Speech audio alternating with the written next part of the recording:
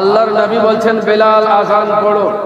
হযরত বেলাল একটু মৃদু হেসে বলেন, হুজুর সফরে আযান দিয়েছি কাবার দিকে মুখ করে, হুজুর বদরে আযান পড়েছি কাবার দিকে মুখ করে, হুজুর আরাফাতের ময়দান থেকে আযান দিলাম তো কাবার দিকে মুখ করেছিলাম, মিনা ও মুজদালিফায় যখন অবস্থান করি মুখ ছিল কাবা শরীফের দিকে। হুজুর সফরে যেখানেই সফর করেছি আযান দিতে বলেছেন, আমি কাবার দিকে মুখ করে আযান দিয়েছি। ওগো আল্লাহর হাবিব, আজ তো আমার হাত ধরে কাবার ছাতে তুলে আল্লাহর সঙ্গে মিলায়ে দিয়েছেন, আমি বেলাল এখন কোন দিকে মুখ করে আযান দিব? সুবহানাল্লাহ। এ বেলাল কি কও? বলে হুজুর যেখানে আযান দিয়েছি কাবার দিকে মুখ করে আযান দিয়েছি। হুজুর আজ তো কাবার ছাতে তুলে দিয়েছেন, এখন কোন দিকে মুখ করে আযান দিব?